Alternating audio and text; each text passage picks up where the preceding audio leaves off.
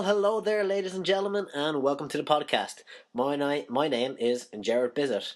If you not subscribe to this channel, you should, and head on over to clickso.com/Jared Bizzett, where you can follow me on social media.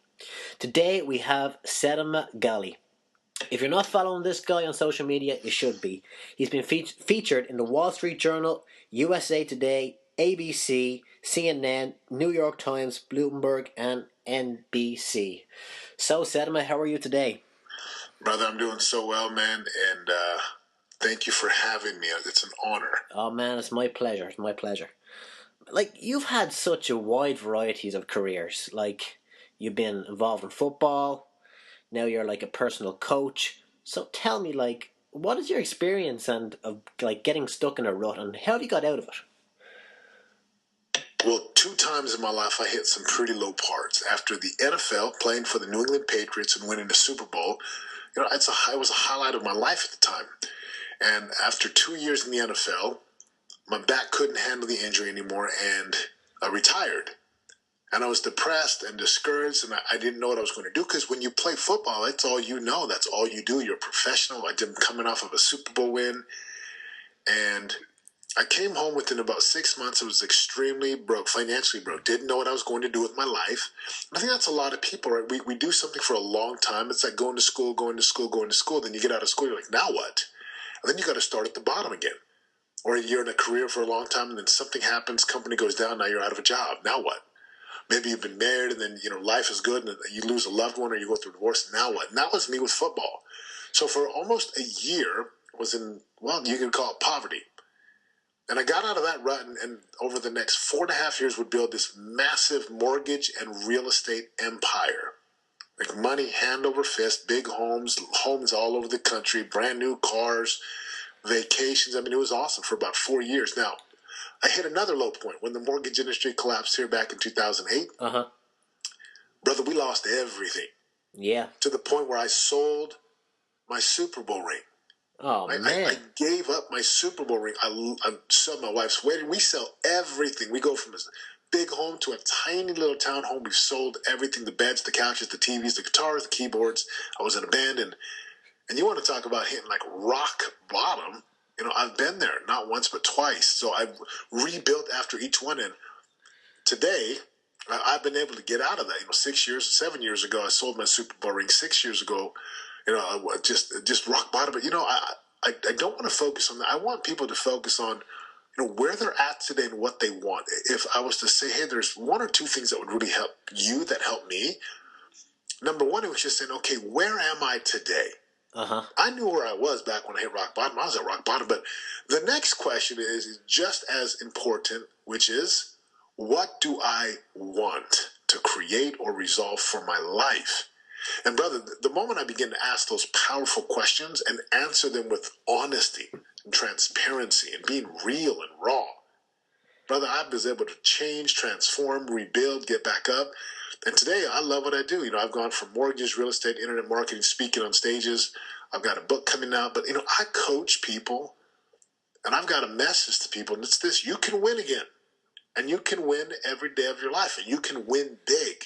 So I've been there, I've done that, I've overcome it. And if you just start to tell the truth and be real about where you are and what you want, like, tell the truth. Man, the truth's the only thing that's going to set you free. You got it. So, like, so often we live in this world, and, like, we really need to have a breakthrough. And I'm a big believer, when we start asking ourselves the right questions, the right answers show up. And that can become a foundation that we can build a really solid life off. So, what's your opinion on setting goals, man? And, like, how do you set a goal that you follow through with? I love it. Setting goals is like my forte. I've been a goal setter my whole life, a goal setter, goal getter. Like, back to the first thing, right? Just be honest. You got to be real. If you can't be real about where you are right now, if you cannot be real about really what's going on in your life, if you can't be real about where you are, it doesn't matter where you want to go, because you really got to know where you are first and foremost. So just talk about setting goals here for just a moment. Okay. Everyone should have goals. You should always have goals.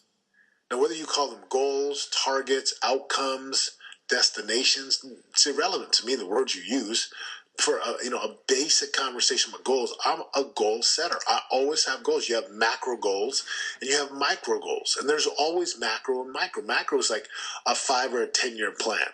So the micro to that would be like a 1-year plan. But 1 year is even a macro. So you have a micro to that, which would be a 6-month. Well, 6 months macro, and you have a micro to that, which would be 3 months. 3 months is macro, so you have a micro to that, which would be 60 and 30 days. And those are macros, so you have micros to that, which is daily and weekly. And it's just called reverse engineering. You set a goal, what do you want and why does it matter? What do you truly want? And if it's like, I just want to be happy, well, that's nice, but how would we know that you got there? So this is why I use the word targets. Now, target is something you can hit. Did you hit the target, yes or no? It's quantifiable and measurable. This is why money as a goal is easy, because it's like, well, did I make the money or not? Did I lose the weight or not? If you want to have a better marriage, you got to quantify that and make it something that's measurable. So, for example, if I say, well, I want a better marriage. Well, how could I tell if I had a better marriage? And you could quantify it by saying, I took 2 vacations with my wife and I created this. Like you can tie things, right? A gratitude journal over 90 days. Weekly date nights, and you can quantify these things. But man, the goals got to be your goals. They got to excite you. They got to scare you. They should be big enough. I believe Jim Rohn calls it the BHAG, big, hairy, audacious goal. Brother, I've got BHAGs. I've always had big goals. But the most important aspects of goal setting is, what do you want? Why does it matter? And the why is the holy cause. Right? The why is the thing that, again, I call it a holy cause. Because, people, you got to know your why. You got to have the bigger the why, the easier how the why is cool. Well, there comes a point you want to put why on steroids. It's called holy cause. What's the why behind the goal? So if someone says, hey, I want to make, $100,000 this month. Well, that's cool, but why? Well, because I want to get out of debt. Well, why do you want to get out of debt? Well, because, and then they kind of get stuck. And this is why most goals don't have enough sauce and enough power to move them. You get, I call it Y times 5. Yep. You go Y times 5, the deep holy cause. You'll get to the real reason that's so important. And the reason why maybe someone would want to make $100,000 or $1 million, whatever the number is for their business, maybe it's $1,000. You got to start where you are with your goals. That's another important thing. So what do you want? Why do you want it? It's got to be yours. Make it first person. Don't make it someone else's goal. Make it your goal. It should excite you. It should scare you. Get 5 layers deep on the why to get the holy cause. Make it measurable and attainable, but big enough to make you reach and stretch, so you have to become something you're not. Right now I've got a goal to complete this thing called Kokoro, Seal Fit Kokoro. It's a 50-hour camp. Very strict physical requirements, and I'm training like crazy. Now, why did I set the goal? Well, because I wanted that power of doing it, something enduring, long distance. I'd have to become a different man, a transformed man. So I got goals, macro goals, micro goals, goals with my spirituality, goals across the board. And then each week I sit down and I go through them. Brother, it's all about goals. So, if you're listening to this and you don't have goals in your life, well, change today. Like, set some goals and start right where you are and keep it simple and just say, what do you want? Why does that matter? And then from there, the rest begins to fall into place. Well, we only really have today. So if you don't make the decision today to change your whole life and set some goals, and you really got to take some action. Like my grandmother always said, nothing walks into you. You have to walk to it. Yeah. You want something, you got to go get it. And, this is a mindset, and part of the message of what I call this prosperity revolution is all things are possible. The question is, what would it take? So I know that there's no such thing as magical thinking where it's just going to happen, right? Where I can sit and attract it to me. And look, that's nice for some people, but I know in real life, you want fruit, you don't go and attract fruit. You go get out. You go dig holes, you plant seeds, you nourish the seeds, you sow seeds, and then you reap a harvest. You want muscles? You get up, you get out of your home, or you do the workout in your home, and you push and you strive and you grind and you hustle, and you rip muscles, you let them recover, and then you build muscles. You want anything else? Literally the things that we want, they are results, and you got to be willing to work for them. But man, you got to stretch yourself, I think. I mean, you know what? A muscle is only built, if you're doing 10 repetitions of something, and you continue to do 10 repetitions, the next day you got to do 11. You got to do 12. You got to stretch yourself. You got to up the weight, because if you're not upping that weight, you're not growing. And if you're not growing, you're dying. Every single day. Like, most people just play small. Let's be real about this. Yeah, man. Like, most totally agree. people play small. They think small. They play small, and that doesn't make them bad people at all. I would never call someone bad at all. I just say, well, is that what you really want? And if it's not what you really want, well, let's just start asking some, as you talked about earlier, more powerful questions. What do you want? And what kind of life do you want to live? What type of money must you make to create that? What type of people must you have in your business to allow that? What type of vacations do you want to take? What type of contributions do you want to make to your community or to charity or to churches? What type of home do you want to raise your children? What type of marriage do you want to have?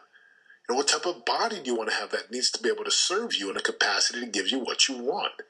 So I never say, well, you're bad for not having goals. I just say, well, if that works for you, fantastic.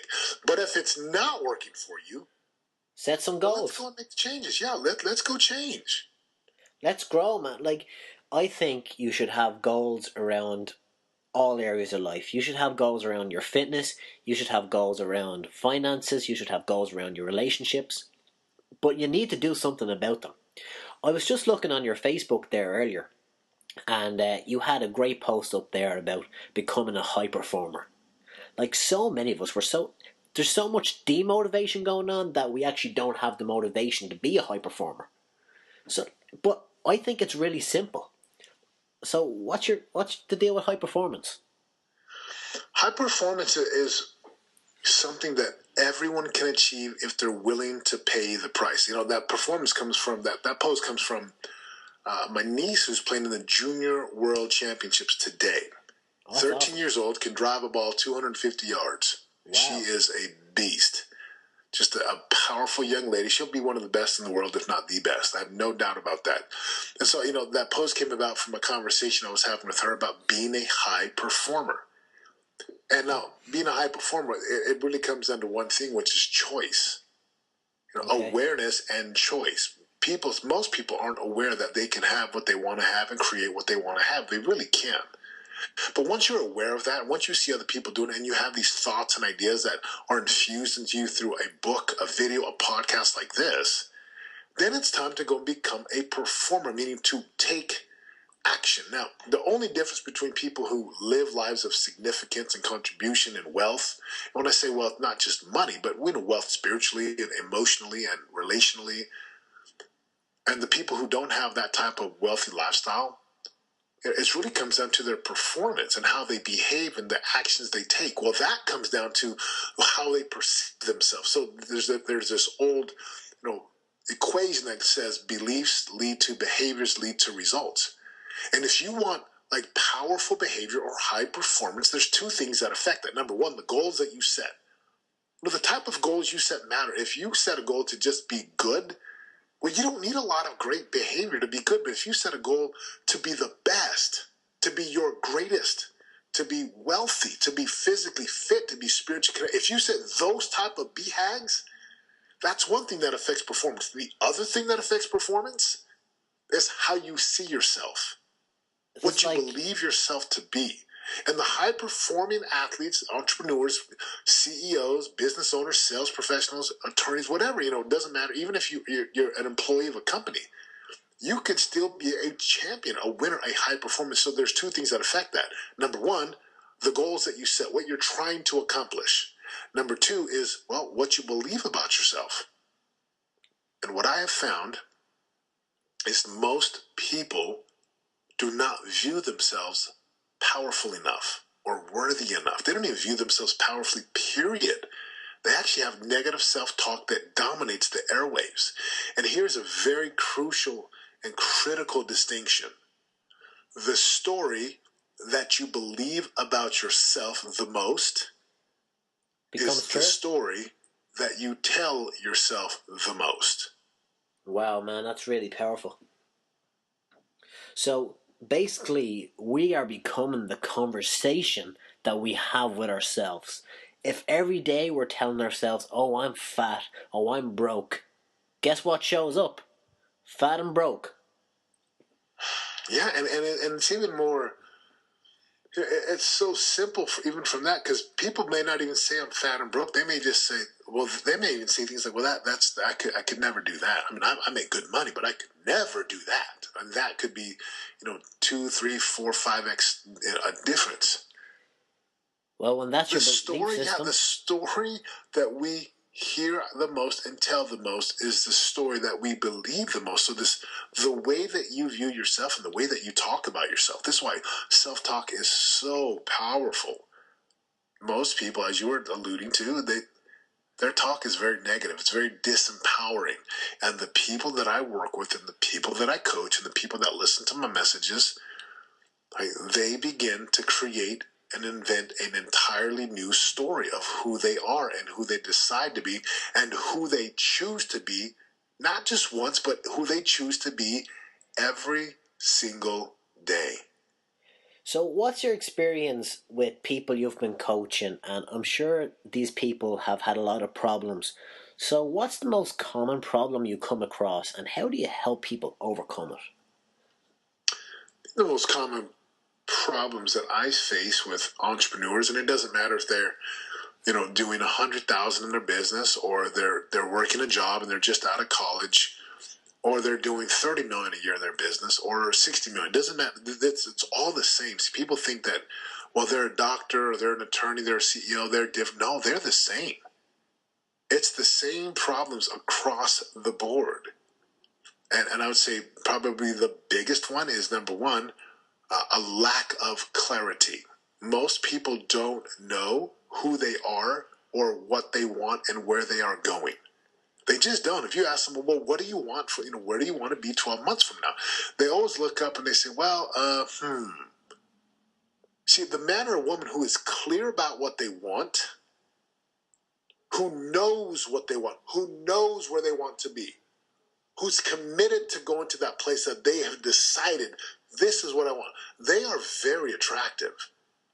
They are very powerful. In fact, the universe, some people call it the angels. Like there's a supporting cast available at our call and our beckon and call if we simply declare, this is who I'm going to be, this is who I am, this is what I want. So lack of clarity is a very big problem.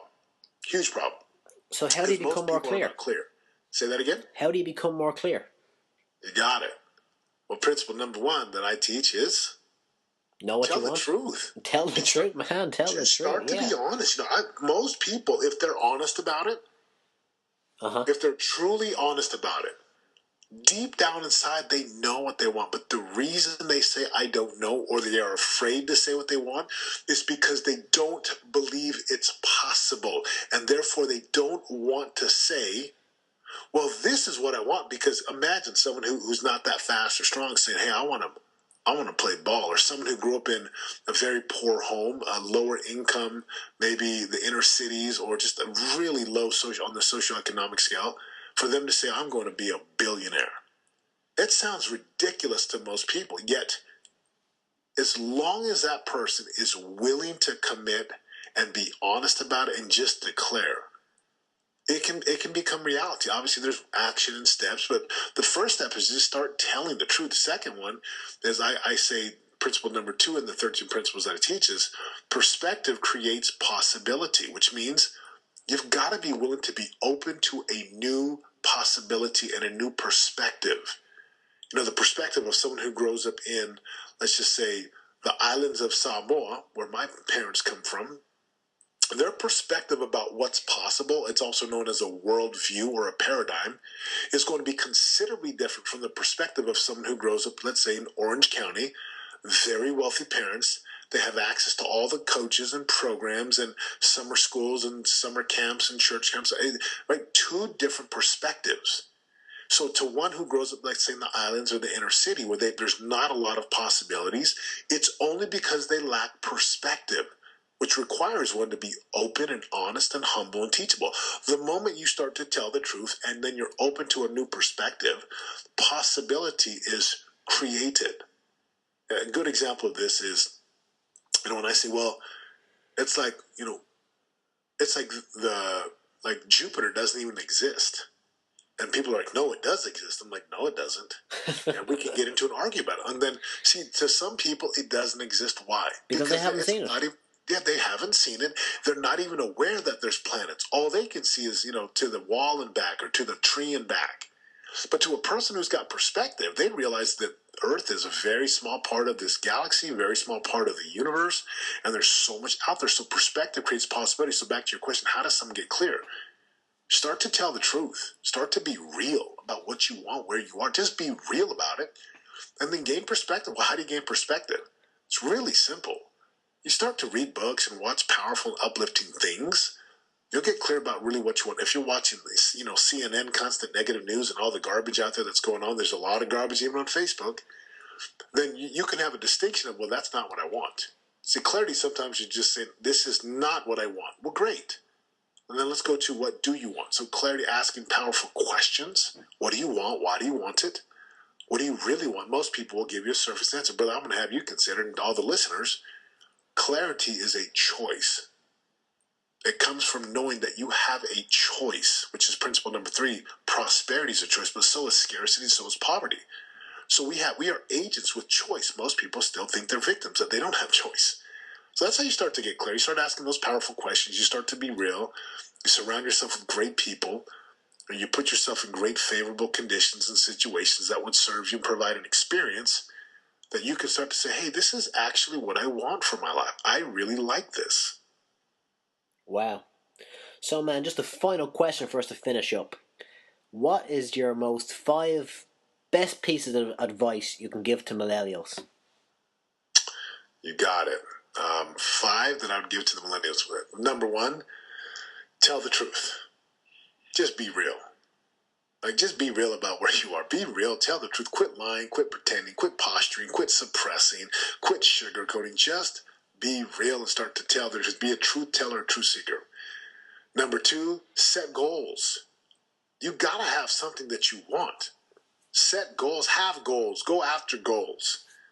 Things that you really want. And goals, if you want it, you'll always find a way to do it. There's no limits to the things you want. So goals drive us and get us to move.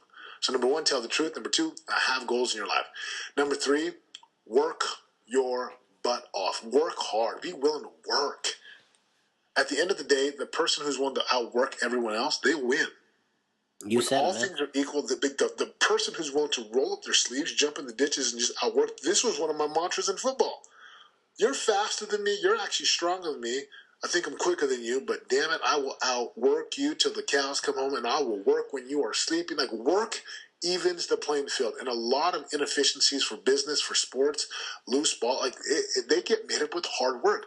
Most millennials today, they're just not workers. They want to be like, hey, let's go play these games and let's just create these really fast money-making things. Be willing to grind. So number 1, have goals. Number 1 is tell the truth. Number 2, have goals. Number 3, be willing to work. Number 4, there's no such thing as a bad job. This is again advice and my counsel to millennials. No such thing as a bad job. Listen, every job helps you and gives you experience. I've had all kinds of jobs. Right? I have jobs where I used to do grounds and cement and pick up trash. I've had jobs where I've been a telemarketer on the phone. I had jobs where I knocked doors. All the jobs, if you do them right, they give you experience. So be willing to take some of those quote-unquote jobs dude, I'm better than this. In my mid-30s, I was knocking doors because I had nothing. I had to go grind and work my way back out, but it worked. So again, number 4 is there are no bad jobs. And then number 5, believe. And there just comes a point, you just gotta believe. You gotta be willing to exercise that type of faith and belief that all things are possible, and believe, really believe in you, believe in yourself, believe in other people, believe that greatness is possible, believe that wealth is possible. Believe that. I'm going to add one more. Number 6 is sacrifice. You're going to have to sacrifice something. You got to be willing to sacrifice. So when you want a healthy body, you're going to sacrifice junk food and chocolate cake and all those calories. If you want an incredible relationship, you're going to have to sacrifice giving up dating everyone else and everyone else's mom to go be with that one person. If you want to make a lot of money, you're going to have to sacrifice playing video games and mentally masturbating on reading book after book. You got to be willing to give up to go up. So that's it. Number 1, tell the truth. Number 2, have goals, set goals. Number 3, be willing to work your ass off and outwork everybody. And number 4, there are no bad jobs. Number 5, believe, real belief. And then number 6 is give up to go up. Sacrifice some things now so that you can have the life later that most will never have. That's it. So, less jacking off and more hard work. That's it, man. And there's a lot of mental masturbation going on in the marketplace today. More information. Let me read more books. Let me go buy more programs. But dude, you don't need more books. You don't need more information. You already know what to do. Just go take those 2 to 3 steps and master them. Once you get to that point, what's the next thing I need to do? You don't need to go read 10 books. You don't need to go to 10 seminars. Just take action. Quit mentally masturbating and get on with the action. Well, man, it's been absolutely so awesome having you on here today. You have my full gratitude. Brother, thank you for having me, and God bless you, my man. I appreciate it. Okay, thank you.